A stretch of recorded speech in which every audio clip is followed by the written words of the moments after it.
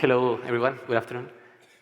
First of all, thank you very much to the Green Hydrogen Summit for inviting us to participate in such a nice event, and for my fellow panelists. I will let each of them introduce themselves when I start asking the questions. As a very quick introduction to the topic, we all know the commitment that globally we have on hydrogen. There's no doubt that clean hydrogen will be the future. We have the policies, the regulations coming to the right places, the public subsidies. We are even seeing some FIDs reaching, but we are also seeing at the same time multiple projects globally, even with public support, those projects getting stopped. And what we want to discuss today is how should we unlock those opportunities. And we are very lucky because we have a combination of both international and regional experts that can let us know how could UAE and the rest of the region unlock hydrogen.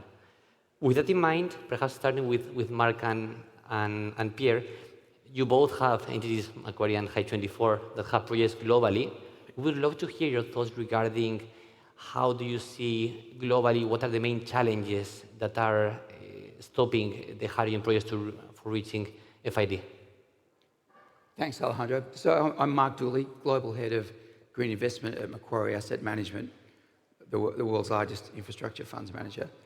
And we do have a very global perspective. We're exposed in North and South America, in Asia and Australia and Europe, and hard at work on some interesting things in the Middle East as well. And we also have a model that takes us from the very established technologies, solar, onshore wind, offshore wind, batteries, through to all of the next generation of technologies that are going to deliver this energy transition.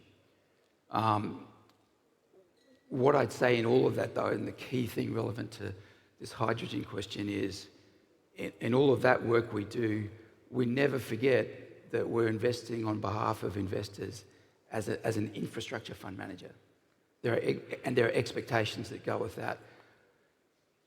We're not 100% allergic to commodity risk, but commodity price risk, but we are not, just open 100% exposure to commodity price risk. Our investors expect that we're connecting them with the kind of long-dated, stable returns that they associate when they think about infrastructure. And that means, of course, we need offtake. We need offtake that's contracted and offtake that delivers us a degree of price confidence that make it an infrastructure asset. Now in renewables, generally, we've really explored the limits of that. Many of the PPA-backed projects that we're exposed to in wind or solar around the world, you might find that the proportion of enterprise value that's supported by hard contracted revenue is less than 50% in many cases. So there is appetite for some commodity price risk, but we don't go naked on commodity price risk. And when we look at the landscape for hydrogen projects around the world at the moment, we see that of those on the drawing board, less than 10% have got identified offtake. And within that identified offtake, there's a much lower proportion that is actually yet contracted. And that's our point of resistance. That's what we have to get over. We see policies around the world, things emerging in Europe right now, interesting developments happening just right now and in the last couple of weeks in the US market in terms of the intervention that supports hydrogen. And a lot of that's going in a very encouraging direction. And you see hydrogen being supported on both sides of politics in many markets. So there's a lot of encouraging signs there. But it needs to be delivered. We need to know that we can get into this as an infrastructure investor, not as a commodity speculator. I think you're interested also, Alejandro, in encouraging things going on. I'll say this, one of the funds that we have is targeted at those newer technologies. So this is a fund that couldn't do wind or solar if it wanted to. Those are out of bounds. It's just about the newer technologies, so this strategy that we have. And that's been a very successful raising for us. So what that says to me, Alejandro, is that the investing world wants to be exposed to this next generation, including hydrogen. So there's a very powerful message in there that if we can find the characteristics that make this infrastructure, the global investor community wants to be exposed to it. Thank you so much, Mark. I don't know if you have similar thoughts, Pierre, on this front. I don't agree with everything that's been said just to trigger the debate. That's good. I'm a very small asset manager compared to Macquarie, of course. But in hydrogen, we're relatively big. So we manage 2 billion of assets.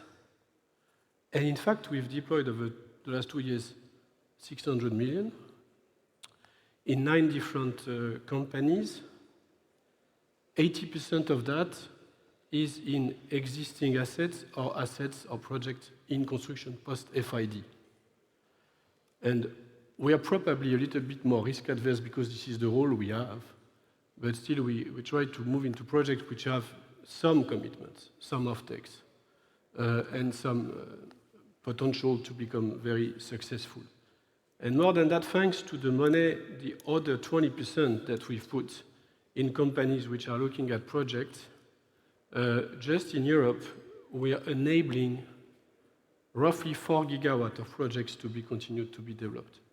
And I don't even mention the most far-fetched projects which are supported by both very large companies and by a very strong entrepreneurial drive like Intercontinental Energy, which is, of course, looking at even bigger projects in Australia and Oman.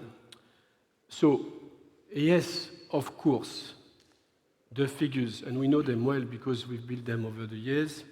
The Hydrogen Council figures are showing the dynamic that is basically going down because the number of projects decided is not at the right level. But I think people are trying to...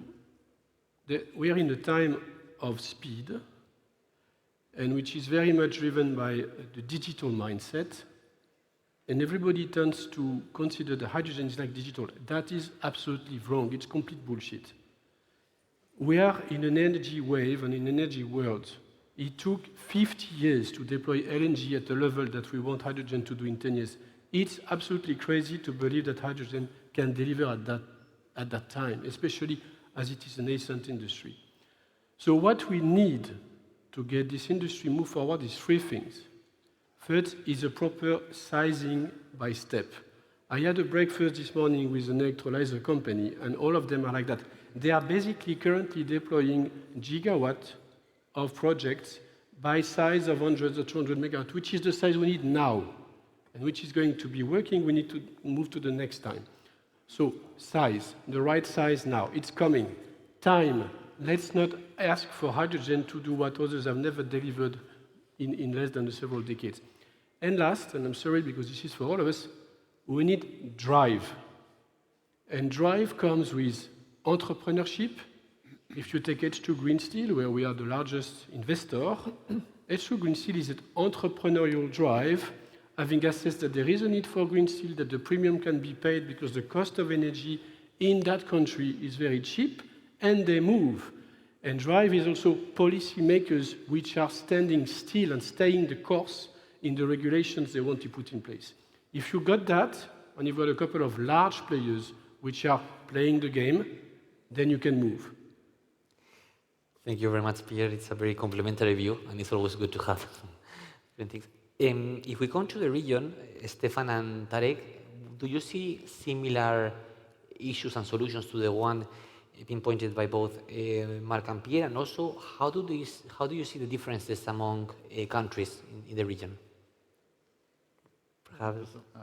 Hi, my name is Stephan. I'm heading strategy and development of green hydrogen project at ENGIE in the region, large region from Africa to Asia, including the Middle East. So I'm glad to be with you today.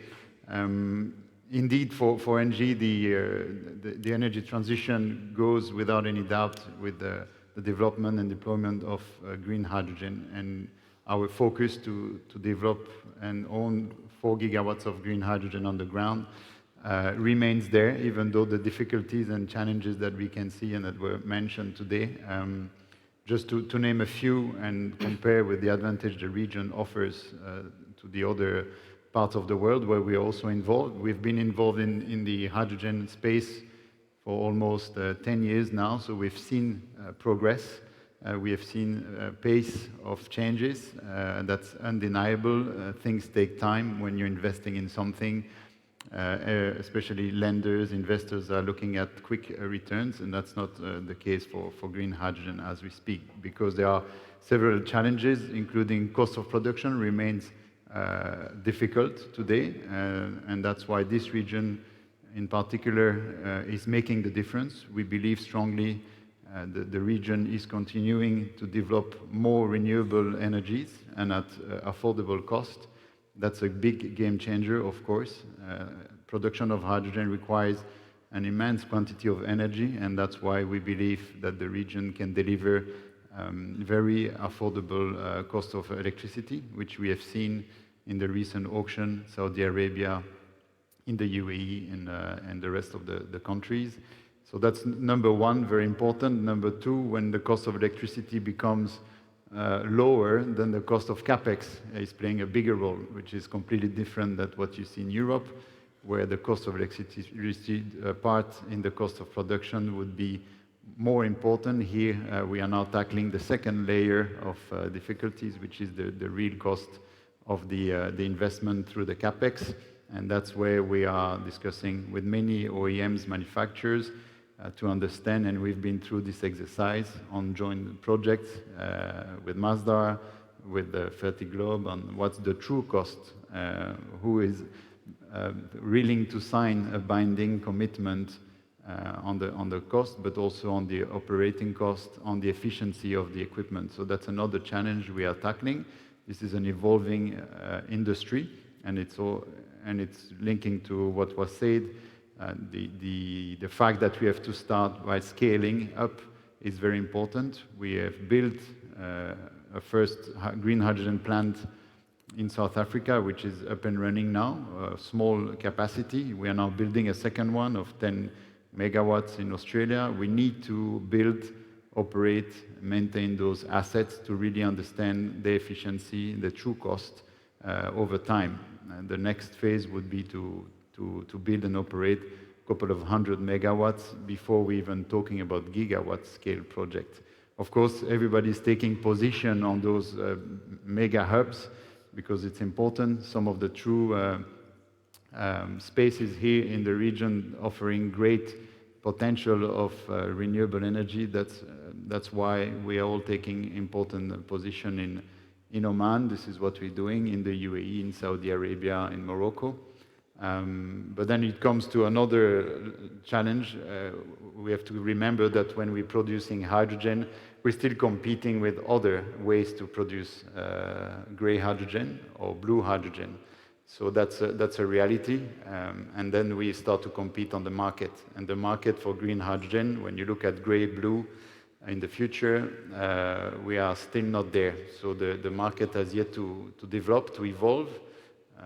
We have our colleagues, Fertiglobe, but other users of the molecule are facing challenges. It could be steel, as we mentioned before, could be transportation, ammonia production, fertilizers. These sectors are very price sensitive, so when it comes to comparing the gray molecules to a green molecule, that's where we see a challenge in the market, in the willing to pay, in the willing to commit, and then circle it back to your investment for a long duration. This is where we are facing challenges. However, the region is, as I mentioned, offering great cost of renewables, great strategies, very clear ambitions to be a key player in that field, in that sector. That's why we believe a lot in the region, but also to see in the future some more support from the government. As we can tell today, there is no cost to pollute. This will change in the future, and so there will be also an impact and a positive impact for the producers of green molecules. I don't know what you have to say, Tarek, on your side, on the challenges, and when the willing to pay will be there. Yeah, thank you. And Stephan, before the panel, I asked you not to ask me difficult questions, so I hope that remains the same. But yes, hi everyone, Tarek Hosny from Fertiglobe. We're the largest ammonia urea producer in the region. And luckily for us, ammonia has been identified as currently one of the leading hydrogen carriers. For me as well, and introduce myself, I can say I work in fertilizers, I can say work in clean energy, which I can tell you is much nicer received. But on that note, we've been looking at low carbon, renewable, and as well as renewable ammonia projects. We in the UAE, in Egypt, and looking elsewhere as well. In terms of the green ammonia, we have similar to ENGIE, we have a small 5 megawatt plant that we're testing as well in Egypt, which is currently running, and developing a 100 megawatt project for which we have also secured an on-selling, basically offtake agreement with H2 Global for a period of 7 years of the total offtake, which we're also taking on, which is, it's a longer period. So I don't want to repeat, a lot of the things Stephan said, but just obviously the region has a great renewable energy resources. Construction costs are, however, higher in the region versus, other areas that we've also looked at. Obviously not as high as the US, but still they're high given a lot of the activity that's also happening in the region. In terms of financing, obviously much lower country risk in this region versus others. However, you also don't have access to some of the DFI financing that you would say have maybe in a country like Egypt, or grants, etc. The main challenge for us, and it is for in general low carbon as well as renewable ammonia, is that initially there seemed to be a lot of expectations in terms of the demand, right? In terms of Europe exporting 10 million tons of hydrogen by 2030. So there was a lot of, I would say, drive, as you mentioned, at least from our side. Okay, let's do these demos. Let's even look at bigger projects here in the UAE. We're doing a 1 million ton low carbon ammonia project on an increase. But we're not seeing that pull, and I think that's kind of the main challenge that we're currently seeing. And we see a lot of the solutions that we hear of, like, okay, well, you see the renewable energy journey, why don't we need subsidies, and then you can basically reach the same efficiencies and lower costs. It sounds theoretically makes sense, right? But then when you look at the actual gaps, let's say I mentioned the 10 million tons of hydrogen to Europe. If you convert that approximately to ammonia, let's say 50 million tons, and assuming it's only a $300 premium, you're talking $15 billion per year. And I mentioned H2 Global, which we were awarded. Even with that, we're supplying about 70,000 tons per year. So you see that gap. And H2 Global, they did increase their budget, and what was announced recently, they have a bigger amount, but still, we're talking very small amounts. In Japan, it's 15 billion or 20 billion over 15 years. And my point is, we're very far off, and the governments won't be able to kind of plug that gap themselves. Obviously, we also talk about, okay, regulations. These pass on it further down, right, to the end consumer. Also, given this big gap, it will result in huge inflation. So obviously, I don't have the solution, but as a producer, and also as an off-taker as well, also we need to find kind of someone to pass these products on to. And what we've realized is that in all the projects, the expectations from the developers, and I realize you mentioned something that's also refreshing, is that usually the developers, the lenders, they try to basically push, in my view at least, push all the risk, not all of it, not the technical risk, the operation risk, but the commercial risk onto the off-taker, right? So as an off-taker, we're expected, let's say a lot of the projects are like 1 million tons of ammonia, let's say at whatever number, $1,000, it's like $1 billion a year, times $20 billion contract. Imagine, anyone going to their board to sign a $20 billion contract. It's not easy, right? With that 20 billion, very likely you'll have you need to record a big portion of that on your balance sheet. So how many projects of that can you do, right? And then in addition, you're told, okay, you need to provide the guarantee. If you defaulted 2 years, you have the lenders we need to repay. As equity investors, we want our money, and we want the returns we were expected to make. And if we had donors, well, we need to also pay them back, because obviously we didn't achieve these targets. So therefore we need to. So basically, the way I see it is a lot of this risk is put on the off-taker, and it needs to be distributed. Us, let's say, as off-takers or the final user, okay, let's say we can take a 10-year commitment, and we on-sell to someone that takes a 5-year commitment. But then the developers, they are willing to take that risk from year 10 to 20 somehow, on their own balance sheet. So it has to be a distributed risk, because otherwise we'll be in the same dilemma, I think, for a long time. Thanks. Thank you very much, Stefan and Tarek. It's very interesting, actually, the point of the impact across the whole value chain and the stakeholders, not only a developer or of taker point, it's also the financing side of things, the society as a whole, the economy. Fully agree. We have touched upon the global and regional views. So, Andreas, would be great to hear what's happening in UAE and how is Masdar contributing to the clean hydrogen economy.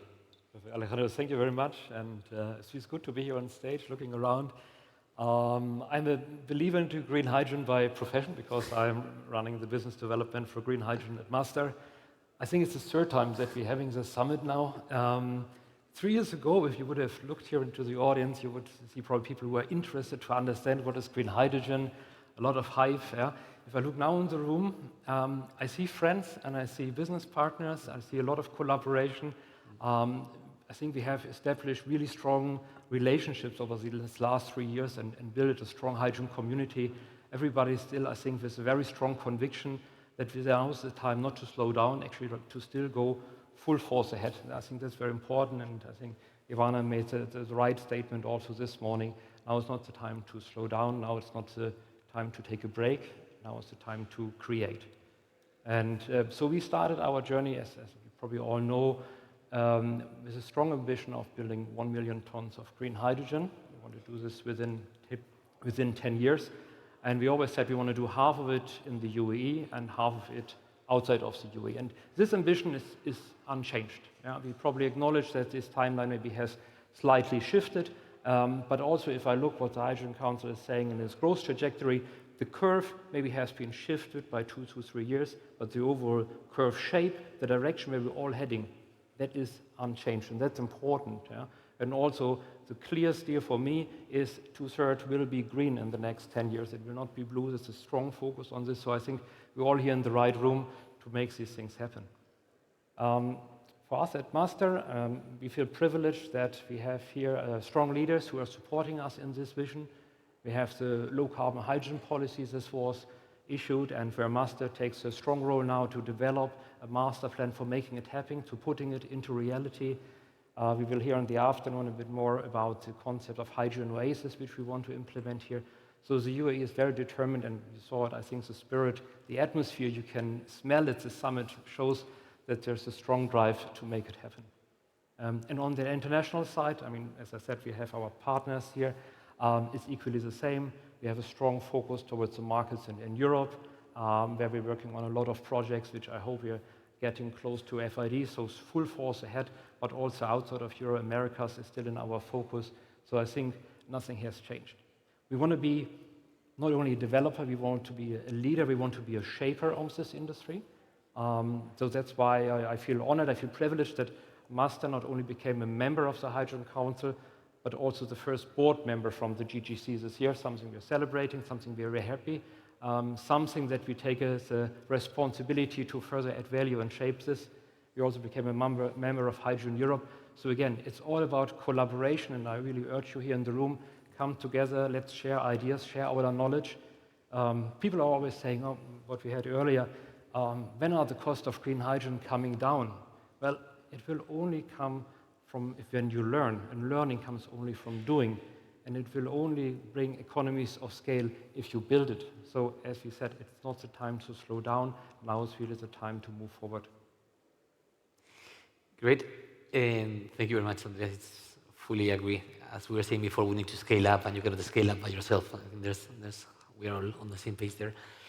I think we were discussing before regarding potential issues on the offtake. No, there's a gap between the price and the cost, as clearly Stefan and Tarek have mentioned, and also I guess on the contract there's also a bit of a gap. So Eduardo, it would be great to hear your thoughts regarding how do you see that gap being right now, and how can we try to address that gap in the coming years? So thank you, Alejandro. It's a pleasure to be back at the Green Hydrogen Summit. My name is Eduardo Net, and I lead the Energy and Utilities practice for CVA. We support, in the green hydrogen space, both developers, investors, off-takers on getting these negotiations, to a close. If you look at all the key announcements, why offtake is such an important criteria and condition.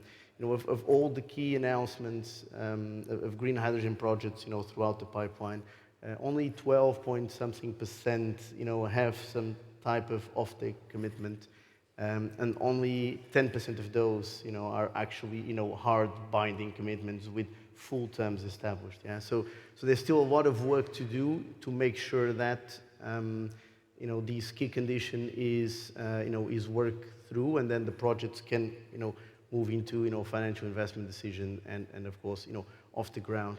Now, the three main, aspects that we see in these type of negotiations, and you've mentioned about, the importance of, distributing, the risks, making sure that, both from, off-takers, developers,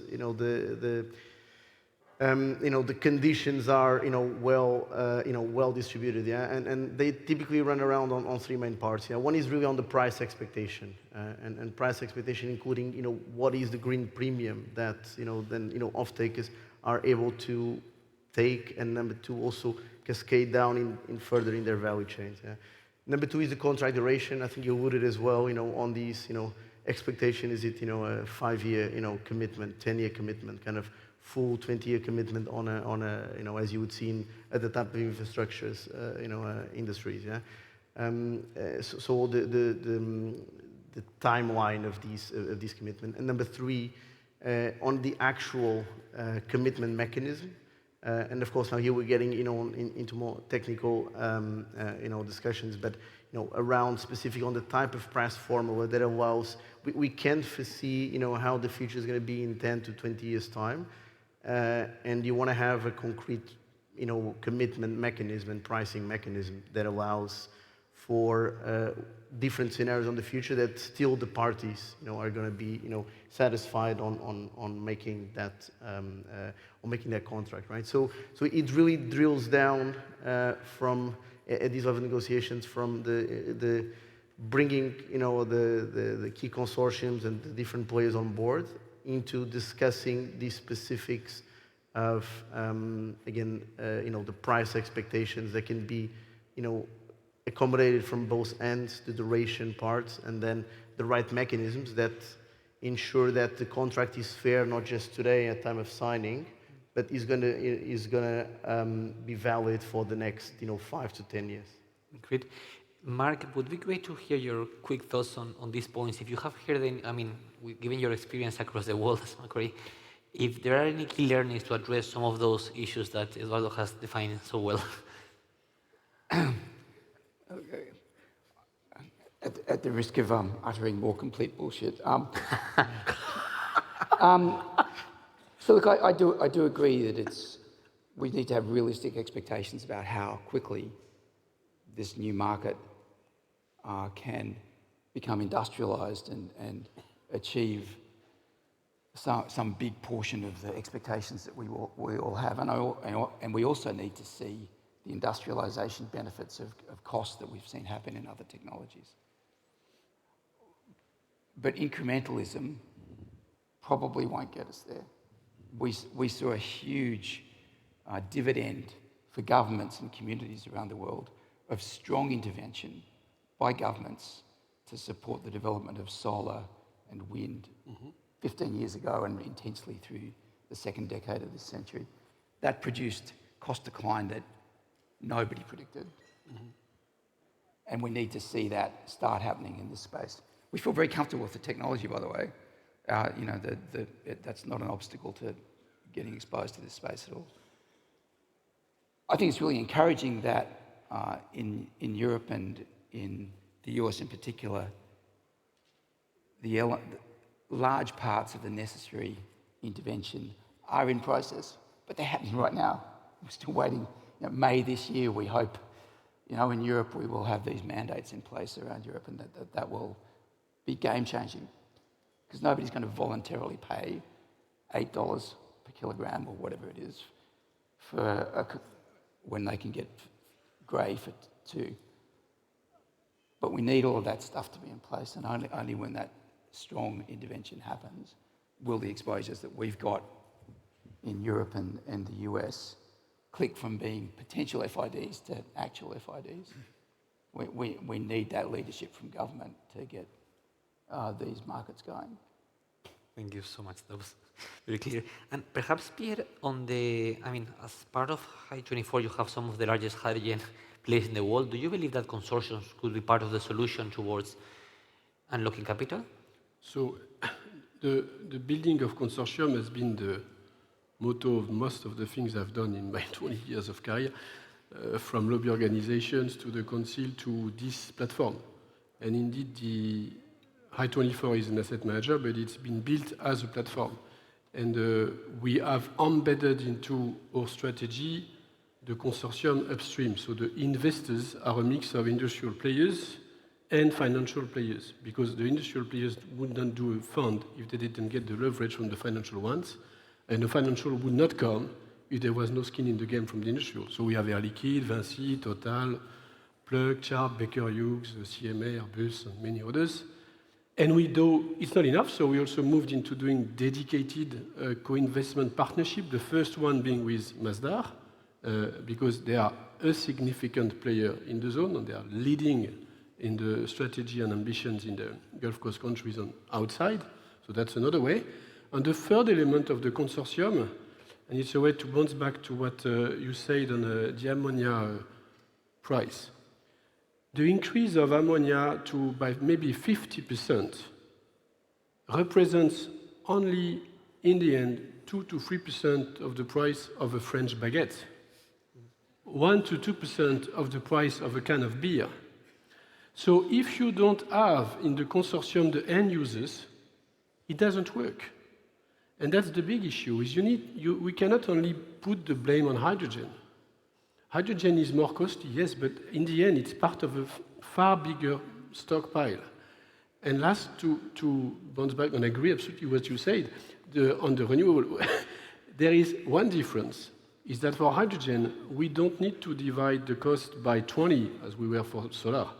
We need to divide the cost by 2. So I'm not saying it's easy, but I think the gap is not so huge. So it's just everyone doing its steps of the challenge. Exactly. Speaking about the gap, perhaps Tarek and also for Eduardo, how do you see the role of off-takers? What can off-takers do differently to bridge the gap? Is there any flexibility, any way to support in that front? Well, I mean, again, I just don't see that off-takers have much control, but also, to Jean's point, like it's what about happens afterwards, right? So, we mentioned regulations, and maybe like if you have just regulations across all, then yes, you're increasing inflation. But if there are certain industries, where it actually doesn't have a huge impact on the end consumer, like the person eating the baguette or using the detergent, etc., okay, then enforce it on these industries. Again, it depends on how much that will create of a demand, right? Because if it's 1% of the cost, likely it's also not a huge portion of the total ammonia that's being potentially. Again, I think this needs further. I don't have that answer, but I think that would be a good step to kind of, and then you enforce it, and then it has the benefit on both ends. So I think that would be one portion. But again, as the off-takers, we're regulated by the markets we're in, right? We can't just take a product and enforce the price on someone that doesn't want to pay because they can buy it cheaper. So it's more of a market dynamic. So. Yeah, and I think to reinforce your point on because most of the projects that reach FID still had a huge commitment from off-takers in terms of taking the risk of the price and volumes so far, and that absolutely has to change in terms of having that spread both upstream and downstream on the key industries. So at the same time, there is still that need for that big muscle from the large off-takers to push the next wave of projects, and that's not just on the financial side, but is very agreeing with you on the political muscle to make sure that the downstream industries are actually then push the right type of incentives and the right type of mechanisms to make sure there's that adoption, right? So there is let's say the financial commitment that has supported these very early stage projects. Then there is also the soft power in terms of making sure the downstream industries get the right regulation and the right level of demand going forward. Yep, thank you so much. To close the loop on the offtake side, Andreas, could you give us your view on who do you believe which industries will be the first movers to reach FID, and what's the rationale behind it?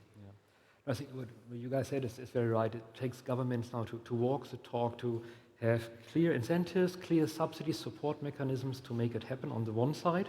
We see the IRA, we see H2 Global, we have members of H2 Global here in the room today. That is all needed to unlock it. On the other hand, we also need to see that where we have strong policies, quotas, maybe penalties in place, that's where markets are happening now. Why is offtake or FIDs happening in Europe? Because yes, refineries have to decarbonize. There are now binding quotas for sustainable aviation fuel. That is helping it, what it unlocks. And so that's where we see a lot of action, where first FIDs are now happening. Definitely here, we are also here in the UAE, we're focused strongly on sustainable aviation fuel projects. Green steel is another project where we see first FIDs happening, especially also as we had here the successful pilot in the UAE with M Steel. So these are the industry going first. You see, I think, 240 methanol ships have now been ordered. So that's probably the next wave, maritime fuels kicking in. So a lot of sectors happening, probably with different speeds, but I think it takes, where we don't have regulations and quotas, it takes a strong commitment. And I really like what you said. We need to address stronger the end consumers to find green hydrogen sexy, because in the end, it is not so much more important. Yes, green steel probably costs you 50 or even more to produce than regular steel, but the car itself, maybe $500 more. It's negligible. Not even 150. So, and the same is if it's your flight ticket that is using ESAF. You're willing to pay a higher price when the flight tickets go up in the high season for the holiday, but when it comes to sustainable aviation, the demand is not there. So it really is up to the end customers to stand up and ask, so is this a carbon neutral product? Is it made with green hydrogen? That is the power of the end consumer which we need to address. That can create an additional pull we need to see. Thank you so much. Last question, but for sure not least, Stephan, also you have experience here with different types of archetypes, and perhaps that issue that we're looking into, how to solve the finance gap or how to unlock the capital. Do you believe we should have the same solutions for large-scale gigascale projects versus the pilots, or how are you or ENGIE are you structuring each of them, and what are the solutions for each archetype? As human, we tend to aim very big, and so we look at very big scale and a lot of enthusiasm, but then we kind of quickly go down as well into the reality. So those opportunities are there. We are all, as developer and investor, looking at reaching FID as quick as possible.